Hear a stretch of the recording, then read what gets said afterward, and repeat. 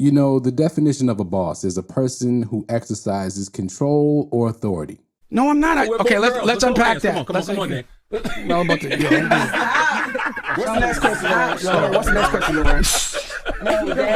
question, When I think of a boss, I think of somebody who is unfazed.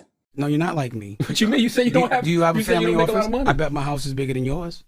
I bet all my houses are bigger than you. I bet I have a better. How old are you, man? Someone who's able to stay cool and calm in most every situation. Your whole existence is money and material things. That's why now that you don't have it, your whole existence is gay. To prove to everybody that you do. Your whole existence is gay.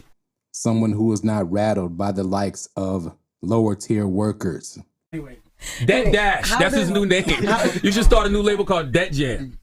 That's what you should do. And someone who can display maturity and accountability in almost every situation because, all in all, they are ready to be responsible for all of the people who they employ and provide opportunities for. And unfortunately for Dame Dash, though he may be or may have been an ultimate hustler, I don't think he really was ever a boss or even understands how to truly personify the title. Dame Dash versus The Breakfast Club, and more of watching the party die. Let's get into it.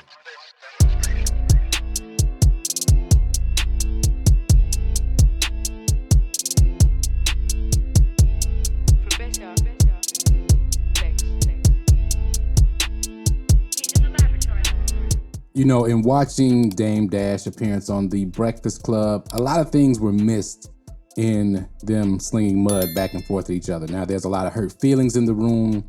There's a lot of stress in the room due to the positions that I think most of the parties found themselves in. And I'm talking about DJ Envy, Charlemagne, and Dame specifically. Just Hilarious and Lauren LaRosa were there just to, I think, do their jobs as they normally do every day in interviewing people on The Breakfast Club. But of course, Dame Dash belittled both Charlemagne the God and DJ Envy in previous interviews at The Breakfast Club. And I believe now that he has fallen on very hard times, they saw this as getting their lick back, so to speak, right? And embarrassing him, which he does a good enough job of embarrassing himself, in my opinion. But the thing that is missed is that out of those three gentlemen, everybody up there is in some sort of struggle mode, in my opinion, from the outside looking in, and they needed a viral moment to get traction. Now, Dame Dash's many financial struggles are all over the media, tax evasion, et cetera, as we look on the screen here. Dame Dash reported to owe New York $8 million in back taxes. Now, they said that he owes a federal bill of upwards of $25 million. He stated that on The Breakfast Club a couple of different times, and he tried to equate that to having some sort of business success. Now, on Camron's Revolt show, Talk with Flea, I believe it's called, he and his friend and his co-host had this to say about Dame and his mindset towards paying taxes. Let's take a quick listen. Right, I don't know if he still do it. This is what he do. He got an intern program. This when he's living in LA. He got an intern program. And you got an intern for him for 8 months. And once you finish the intern program, he gonna hire you full time. So intern is people who just work to, not get paid or whatever. But if you finish the 8-week intern course, he hires you full time. Everybody gets fired at 7.5 weeks. Nobody makes it to 8 weeks. That's the shit he running. No, she didn't make. I used to come back to the crib. Yo, what happened to the work? She didn't make 8 weeks. I try to help niggas get money, Dave, which you used to do too. But I understand the situation you're in. Yeah. I knew he was in trouble one day. We was in my office and my taxes was laid out on the thing, and he came in and said, "What, niggas is paying taxes?" I knew this. Yeah. I knew we was in trouble one day. We was in my office and my taxes was laid out on the thing, and he came in and said, "What, niggas is paying taxes?"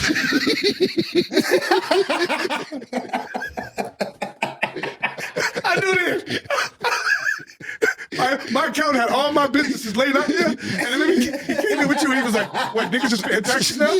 And I was like, "Come on, bro." Yo, fam, oh man, the reason I'm laughing. That's a God-honest story. Yo, fam, I remember, look, one time we was at dinner, shout out to my man, Shot Kim, Dame, and shout out to Otis too. We was in Noble in California. And we was talking about taxes. Dave said, "Y'all niggas paying taxes? You know you ain't gotta pay your taxes, right? You know you ain't gotta pay taxes." Nigga Shot Kim said, "I pay advance taxes. I pay before the year even start taxes, my nigga." So I know what Larry's talking about, man. Word. Now, for a grown man who considers himself to be a businessman to even utter that out of his mouth or say anything like that or think anything like that tells you that he hasn't been really doing any real business. Now, sidebar right quick, just for informative purposes only. The only reason that people who are rich don't pay taxes is because, and the purpose of write-offs in taxes in general is due to what can be seen as economic contribution. Meaning when you make money for other people, you put money in the economy, you keep money flowing in the economy, you get tax breaks for that activity. All right, so when you see news stories about Jeff Bezos doesn't pay any taxes or income tax or anything like that, it's because the company that he runs puts so much into the economy that he has a lot of tax breaks and ends up breaking even on the taxes that he owes. Now, whether that's fair or foul, that's a political conversation for another channel and another day. But that's the way it goes. So the fact that Dame can be seen as owing any amount of taxes means that any business that he supposedly has is not contributing anything to the economy because there's no write-offs. And also he's not making any money. If he has any businesses at all, it sounds like he's just making money or collecting money and not reporting it to the government. That is not being a boss. That is not running a business. But I digress on that point, as I'll go deeper into Dame and his archetype in another video, because there are a lot of other people who fit the archetype from the culture that get a lot of attention, and all they really do is spread misinformation and boost their ego and gain followings based off of what is really in reality nonsense. But I digress on that point. Let's continue with the troubles of also DJ Envy and Charlemagne the God, and why this whole thing was just a circus and a spectacle, but is an integral part in watching the party die. Now, media is going to be a part of this, as a lot of the media is just not really for hip hop and for the culture, even though they pretend to be in order to keep themselves relevant. Let's get into the Breakfast Club. Now, the Breakfast Club, of course, is under iHeartMedia. Now, iHeartMedia, for lack of a better term, is in a very tough situation right now as we look at their stock price on the screen here for the last 5 years. It is down to $3.09 a share, which is very low for a media conglomerate such as themselves. And everything that Charlemagne has as far as media is concerned is attached to iHeartMedia, as far as I know. And of course, this is their bread and butter as far as the Breakfast Club is concerned. Now, Charlemagne has had many legal issues in the past, as we see on the screen here. Charlemagne the God has faced multiple legal challenges, including allegations of SA and battery. However, these charges have been dismissed due to the statute of limitations being reached. The case against Jessica Nicole Reed, who accused him of SA in 2001, was dismissed in 2023, 22 years, wow. And the defamation claims against him and his publisher, Simon & Schuster, were also dismissed on procedural grounds. Charlemagne has maintained his innocence throughout these legal battles and has faced various allegations over the years.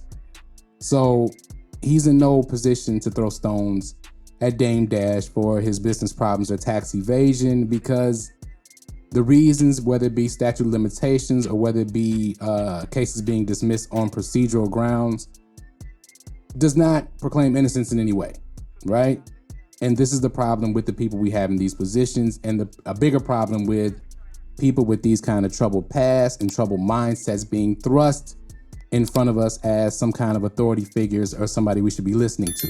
Now, DJ Envy's involvement in an alleged real estate scam, where Cesar Pena, his alleged business partner that he promoted on the Breakfast Club numerous times, did say that Envy was never in the room with him during alleged real estate schemes. Now, that is very hard to believe, but it appears as though, to me, allegedly, Cesar Pena, this is my opinion, just took the charges to get Envy out of the situation, right? To get his name out of the situation. Now, it is very possible that DJ Envy did not have any clue that Cesar Pena was running any schemes as his real estate business partner, but that shows an incompetence in business at the very least. You know what I'm saying? If you're going to be promoting something and you're going to be using your platform to do so, you should know all the ins and outs of what's going on, especially with the finances and the money, if you are taking in investments. But I digress on that point. The greater point is that, unfortunately, this makes hip hop culture look bad, right? It does, but it is a part of the pain that we're gonna have to go through, if you want to call it that, of watching the party die, as Kendrick put in that song, in 2024. Because a lot of the people that are put in front of us are put in front of us for a reason. They have character flaws. They lack real intelligence and information and education on the things that they represent, especially when it comes to finance. That's what everybody should really take away from them throwing shots at each other throughout that whole interview, okay? Because it's a struggle businessman going to a struggle company for an interview to get traction for everybody involved. And when you're that desperate to get attention and you can't use your product or intelligence and you have to resort to mudslinging and spectacle, that's not the way we want to go as far as hip hop media is concerned, and especially as far as hip hop culture is concerned, as it's in a very good space, I believe, right now, as far as the transition into more creativity and more control over the creativity, so to speak. And this is the kind of thing we just have to look at, but with the proper perspective. And that's all I'm trying to add to it. I will be doing a part 2 just to talk about Dame Dash separately and all the problematic things that he kind of represents, including all this stuff that he's doing as far as he's joined the Paperwork Poppy Club and suing people and things like that, which is interesting as far as what he claims to stand for. But like I said, we'll get into that in that video. Be on the lookout for that. Thank y'all for watching this one. Let me know what you think in the comments below, man. Hit that like button if you haven't hit that like button yet. Hit that subscribe button if you're not subscribed. Share this video. Tell a friend and tell a friend. Should be an interesting conversation in the comments about all this. Thank y'all for watching as always, and we out.